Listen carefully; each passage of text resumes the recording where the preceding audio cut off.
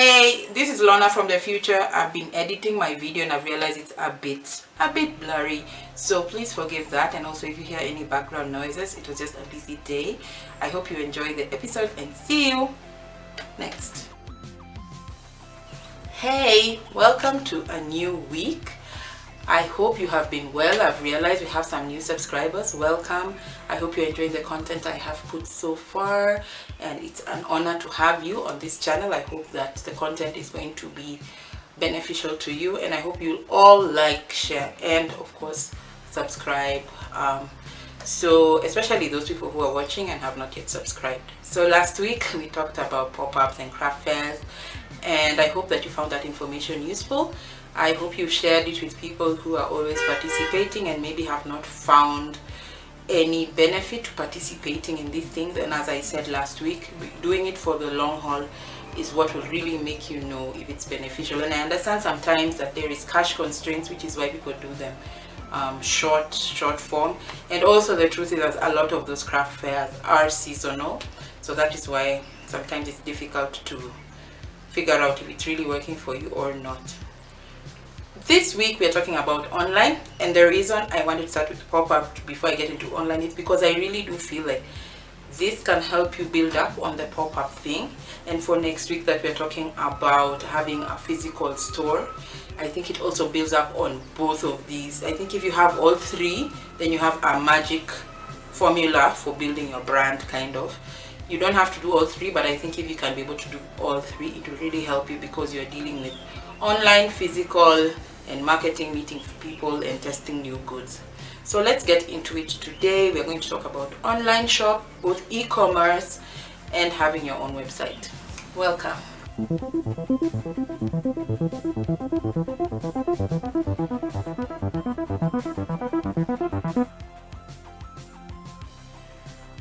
So we are going to start with basically what you need to consider when you're starting your online shop. And there are very many factors to consider. I am going to cover, these points will be mostly for both e-commerce and your own website. So I think these points are relevant for both. So these are just things you need to consider when you're doing it. Number one is that you have to be a registered business.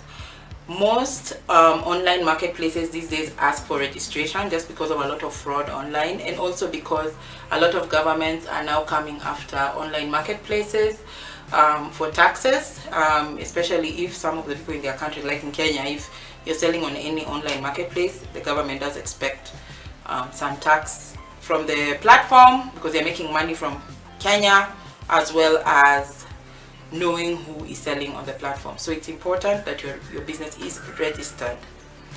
And if you have your own website, the reason why you need it registered is because of your domain name.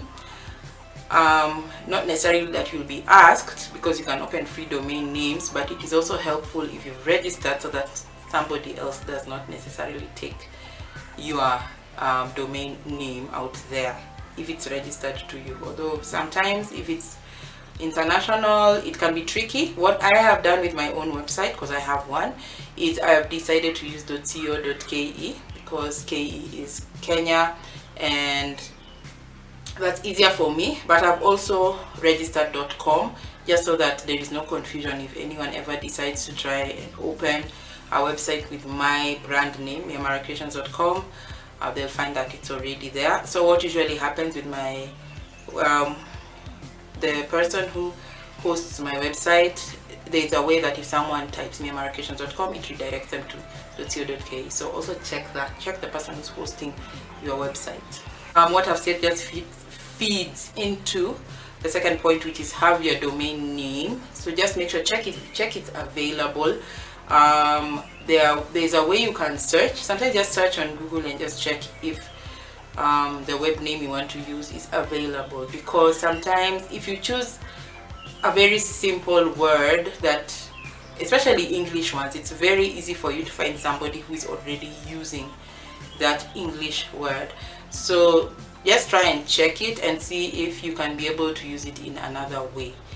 So one thing I've checked when I Google Miamara is I have found one or two of the names, because Myanmar is not one word, it's two words. I have found that they are in some other brand in a different way. So I think most people usually think Myanmar is my name, but it isn't. It's actually a name from my tribe. Yes, it's pretty common, and I've realized that it means it's something different in each country. So the way I have put mine, it just means something very different in Kenya, but I have not seen anyone who's using the combination of the two. So just check your domain name, it's very important. Another thing you should check is if the name you're using is offensive in some countries. That actually does happen. So do check what the name of your business means in other languages, especially if you plan to sell internationally. That really matters. Another thing you should decide is what you sell online. Please note that some of the things you sell physically might not necessarily translate into online, because someone online cannot necessarily fit the outfit and figure it out. So you'll find that most people who sell online would sell clothes that are either made with some stretch in it or loose fitting clothes. That's just generally what you'll find online, because when you go to a physical store, you find that you'll be able to fit clothes and you'll be able to know, okay, are these fits and all that. So that's one thing to check. Is it adjustable if someone wore it, or yeah, is it free fitting and people can style it in different ways? So do check that as well. Another thing, before I forget, is that you need to consider, are you selling wholesale? Are you selling retail? That also matters. If you decide that your website is a wholesale one, then definitely strategize differently, especially for e-commerce. There are some sites that are specifically for wholesale, because buyers come and buy from that site, so you might not be able to do retail. So that's also another point in that.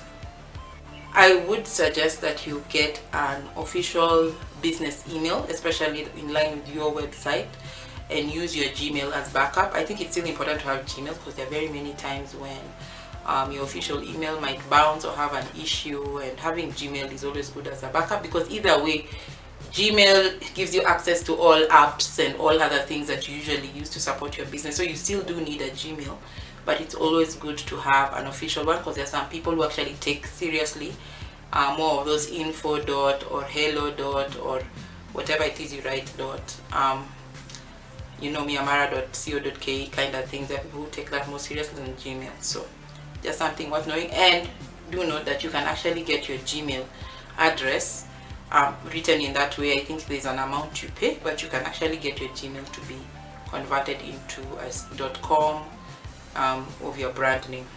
Another thing you need to check when you're selling online is shipping options, whether you're doing local shipping or international shipping. The thing about shipping or delivery, I think locally we call it delivery, and then out of the country we call it shipping. You need to think about how fast it is, how patient your client is, and how much it will cost as well, and how efficient that service is and all that. So sometimes I do like trying to buy things from people to just see how efficient a service is before I recommend it to clients. It is something that takes a while to figure out, and it's better to take a while to figure it out than to just opt for anything, because I've had incidences where I've compromised and used a shipping service I was not used to, and there were delays and there was crisis, almost losing a client because of things like that. So do check your shipping options and the terms that they have. Another thing is payment solutions. So in this world of cybersecurity issues, ensure that the payment solutions you have are safe for your client. You do not want incidents where people's credit card details are being stolen from your website and things like that. So in Kenya we have, I don't know if I should call them plugins, I don't know if that's the correct technical terms, but there are people who are service providers who offer the service of collecting payments on your behalf, even if it's through your website. Most of the e-commerce platforms already have that in mind. So like PesaPal is one of them, because they will offer you Visa, MasterCard, M-Pesa, and all those other options for your clients. But of course there is a fee they take with every transaction.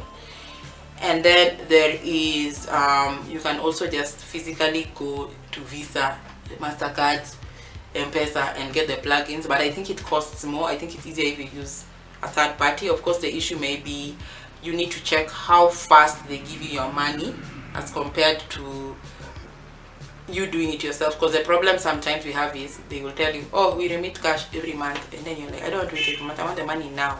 So yes, so those are some of the things you need to check with the people who offer payment services. And do check talk to people who have done who use them on their sites. And one of the things that I like to do sometimes is to check designers whose websites are really nice and I really like them, and I usually check who handles their payment. It's always indicated in the website. Also, the person who has designed their website is always indicated there. So those are some tips you can do. Check what other people are doing, especially if their sites are easy to use, and generally they get very good reviews on how easy their site is to use, and sometimes it's helpful. On the other hand, you can also get programmer to create for you a brand new website, which of course costs a lot, which platforms like Amazon, Jumia, and eBay and all that have done. So of course they have their own programmer who has made for them their own website and built it. But yeah, the rest of us just have to deal with people who offer that services for web building, which I will touch on when I talk about how to create your own website later. Another thing to consider is packaging, because lately, at least with the people I work with, especially local, in Kenya we are not, plastic bags have been banned, so very limited use of plastic bags, so you cannot ship things to plastic bags. So you are restricted to things made of paper. So most shipping companies now prefer if you put things in a box. If you buy a box from them, that's an extra cost. So you can actually use a recycled box if you want. It depends on your branding and what you tell your clients. Some clients may not appreciate it, some clients might want a new box, but if you're all into upcycling and reusing, they might not mind so much, because either way we'll throw away those things. So packaging is important, or you can put it in a recycled box and then put it in another fancier package inside. So consider how the package is going to be received, because remember, this is all online, so how people receive the package also matters a lot. Lastly, I will point out that how user-friendly is your website, or how user-friendly is the platform you're selling on. Is it easy to navigate on web? Is it easy to navigate on mobile? A lot of people now shop on mobile. I remember when I first started doing this e-commerce thing, everyone was doing it on web, but now it's like mobile is very, very important. So even when you're doing your own website, ensure that it is mobile friendly. When it's mobile friendly, it means that it needs to be able to be viewed both vertical and horizontally on a computer, but vertically on your phone. Some websites don't have that vertical model, so you'll find that when someone is looking at a the website on phone, it's the horizontal, and then people have to scroll and it becomes very difficult to use, or zoom so that they can click on buttons and things like that. So always ensure that you think about that. Use your website, test your website, ask your friends to test it, check it yourself, and before you launch it, so that you can understand, and listen to feedback as well, so that you can figure out if it's working for you. So now we are going to talk about the 13 things you need for your fashion shop. This is now before we get into e-commerce or your own website, but 13 things your fashion shop should have, even before you've decided how you're selling. These are a must. So I want to talk to you about the things you should consider when you are opening your fashion online shop. These are things that sometimes you miss out because you can be used to doing things in a physical way that you forget that online that there is some additional information that you should give to make it easier for the person buying things online to understand. So I will point out some that are very obvious, and then there are some that you will realize, like, oh yeah, I've never thought about it like that. Yeah. So let's start from the beginning. So one of the first ones that had been a very big nightmare for me when I started selling online. Some of the history of me selling online, I started on Jumia, and I started when Jumia had just come to Kenya, so I really didn't know what to expect, and I just figured that they're just going to sell what I have, and that's not how it works. Jumia is a mass marketplace, and they expect volumes and variety. They're almost like Alibaba. So what they expected was, if I have this top that I am wearing, that I have it in each size, about 100 pieces each, and then I also have different colors of it, so that means variation in size and variation in color, and there was no way that was going to happen for a small business, and it's still a very difficult thing to do. So I struggled through. I used to do 4 sizes. I used to do one design in 4 different sizes, and I was like, deal with it anyway. I can just tell you, I didn't stay long in Jumia, but I learned a lot about e-commerce. I also just did it so that I could learn e-commerce, and I learned the policies, and Jumia was very thorough in training the sellers, so I learned a lot of information about e-commerce that helped me gauge other e-commerce platforms and helped me understand how e-commerce works. So at the beginning they would do everything for us, and then towards the end they delegated the work to us on their seller center platform, which I will discuss with you much more later. But I just thought to point out, I was finding out variety, so have variety in sizes and have variety in colors and things like that. And also don't forget, with sizes, it's also usually important to know which of your sizes sell very, very well, which is why the pop-up is important, because that is part of investigating which of your outfits does well, especially if size moves a lot, which is why I said it's important to do the pop-up before you go online, because it kind of correlates, because it's your brand. Anyway, moving on to the next one. You need to think about your pricing. Your pricing cannot be very, very different from what you have been selling on your physical shop.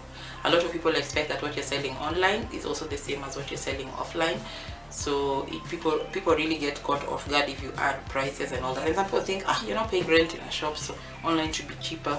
So you kind of have to try and maintain both, especially if you're doing it both online and offline. So check about pricing. And then another thing, on online you have to use a currency that everyone is familiar with. Most times just use the dollar. If you're lucky to be in a website or an e-commerce platform that can change the currency according to who is looking at it, because they sense the location, well and good. If you are not, just use the dollar. People will be able to convert it into their local currency. Have a size chart. Just have your own size chart. There is nothing like a standard UK, US and all that. People have a very big misconception about size charts. Size charts are not standard. The truth is that every brand kind of has wiggle room with the basic measurements. Depending on their customer, they will tweak the size chart. Maybe someone feels like most of their customers are size 12, yes, but their hips are bigger by 2 inches, so they will add 2 inches to their clothes. So have your own size chart so that people are aware. Most of the time you just write your bust, waist and hips, and you write the measurements of each category. Some people write a range, so that someone knows that this outfit will fit this and this range. Don't forget that I had said most clothes online have some stretch in them or are loose fitting, so that's why a price range would work for such an item. But very fitted things tend to not work very well online, because you'll end up having a lot of returns, because someone thought they were size 12, probably didn't know their measurements, but bought a size 12 and then they returned it. But if they bought something that was stretch or loose fitting, chances are it will probably fit them, or they don't mind altering it so that it fits them. Think about how you will present your work, whether it is video or photos. It's very, very important. Most of the time you're advised to have your photos on a plain background. Most e-commerce platforms will accept a photo with a plain background. It could be white or gray. It usually depends actually on the colors of the outfit.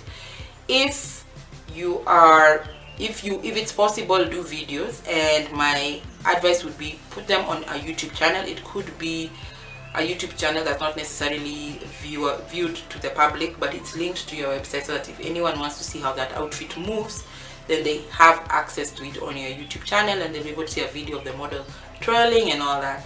Most of the time I personally like taking control over my own photos and videos, because I like to also record marketing videos for Instagram and things like that, so I like to be able to record those kind of things by myself.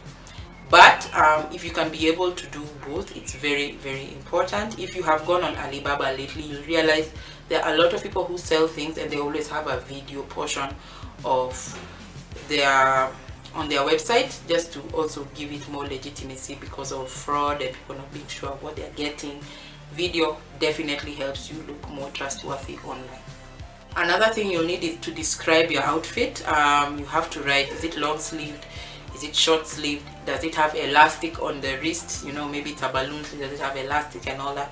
You need to use the description. Some of the descriptions is also what helps you appear on a higher rank online. So if you write a sundress or maxi dress or something like that on your description, you'll find that on the search on Google, it will appear amongst the search. So that's actually what helps you with your search engine optimization, which we'll discuss later. But those descriptions are very, very important, but they also have to make sense. So if most people, like, I know some things happen, like there is this Mandarin collar, and some countries call it Chinese collar. So it's wise to write both names on the description so that it appears on searches based on what each country calls something, because some features on clothes actually have different names depending on the country.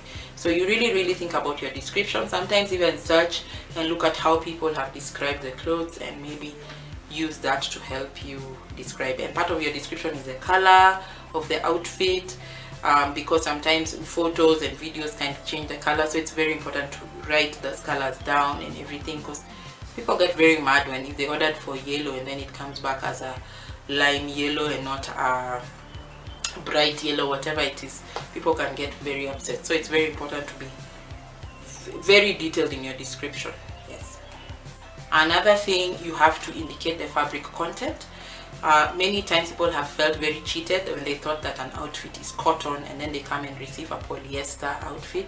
People get very offended, and especially if the pricing was very misleading, because there's nothing like an affordable cotton outfit. Cotton generally is expensive, so even if it's a blend, it's important to write that it is a blend or it contains some polyester or whatever.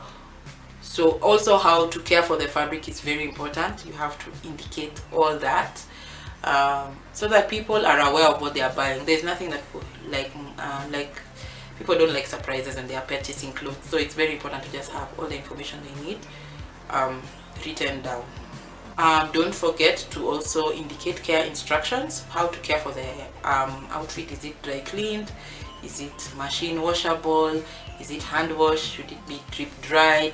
Should it be put in a dryer and all that? What happens to it? You have to indicate care instructions. Those are very important as well. You should also include care instructions in the packaging when you're sending, and even fabric content, because there are some countries that actually restrict some certain fabrics from entering their country. So you find that you actually have to indicate that in the shipping process. So just make sure that your clients are very aware so to avoid returns. I had mentioned payment options are very important. On your website, of course, you have to make sure you have those payment options, considering where people are coming from. You can't receive cash online, so you have to think about how people usually pay online. PayPal, M-Pesa, debit cards, credit cards, and all that. You have to think about that. I also mentioned shipping options. Ensure that you use a trusted shipping agent to ship your items. That way you can track. Most people prefer a shipping company that they can track the items so they can know how far it is. If you don't do that, most of the time people do not want to ship with you, so ensure that you use a shipping company where people can track. And of course, lastly, have return options. Like, are you a no return policy person, or are you do you accept returns, and under what conditions? You have to make sure you have a proper return policy on your site, or as a business have a proper return policy, because you also don't want to be a victim of this thing that influencers are doing, where they borrow your clothes, do a whole shoot and do content with it, and then they pretend, oh, I don't like it, and they return it back to you. So ensure that you have a proper return policy. Yeah, so I guess now we move on to the next thing. Hey guys, I've decided to stop here. I was actually supposed to make this episode way longer, but I'm realizing that it's already reaching the 30-minute mark and there is way more information. So I am going to do a part 2 next week. So I guess I'll see you next week, and thank you so much for watching.